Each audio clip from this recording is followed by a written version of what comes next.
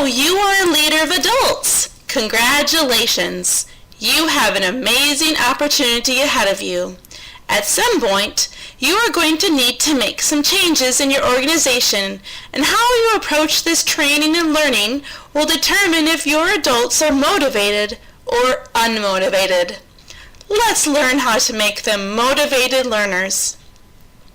It is often thought if we throw some money at the adults that this will motivate them to learn. Hold it. Not so fast.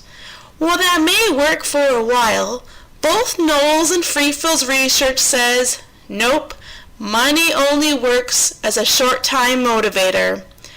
We need to figure out how to get adults intrinsically motivated. So, how do you ignite that inner fire to make it burn and get that authentic, long-lasting motivation? Intrinsic motivation can't be achieved in isolation. Rather, it is a result of the adult learner's needs being fulfilled. Knowles found that adult learners need to know why, what, and how the learning will be accomplished. The learner also needs to be in control of the learning process. And adults have rich life experiences, and they need and want to share those with others. The learning also has to have some direct benefits to their life. So, now that we understand how fulfilling adult learners' needs activate their motivation, how would this look in an occupational setting? A common model that is used for training is the professional learning community, or sometimes referred to as PLCs. So, how does this work? Well, the Southwest Education Development Laboratory did some investigating into what practices optimize adult learning within the educational field. This job-embedded training is powerful as it meets adults' learning needs and activates the inner motivation. Let's take, for example, of how a PLC would look in an educational setting. First, teachers would study student data and educational standards to find where students are struggling to meet those goals.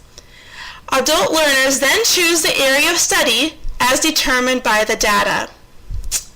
Then there would be some training on specific strategies that can be used to better facilitate student learning. Next, the community plans lessons together. After these lessons are planned, they go and implement them in the classroom, making sure to collect data as well as recording observations of what went well and what were some challenges. They then bring this back to the collaboration of the community center, and they get a chance to share these experiences and encourage one another, as well as get authentic feedback. After they have this important conversation, they get to go try the strategy once again. This then cycles back to the beginning. Teachers get to pick whether they will focus on the same thing for the next cycle, or if there's a new area the student data reveals that they want to address. There is one more very crucial aspect to the success of the PLC. This cycle needs to be embedded into a culture of collaboration, where adult learners feel valued, appreciated, and comfortable to be authentic.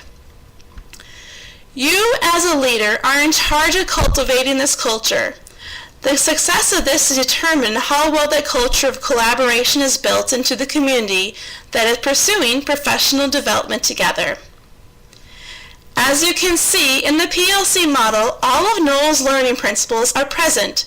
Therefore, the adult's unique learning needs are fulfilled. And what does all of this do? That's right. It feeds that internal motivation. I can feel that internal fire already burning, and it's got power. Power to make your adult learners satisfied, power to retain your team, power to validate experiences, and power to make you, as their leader, feel successful. This power can bring about change. Motivation is the powerful key you've been looking for. Created using Powtoon.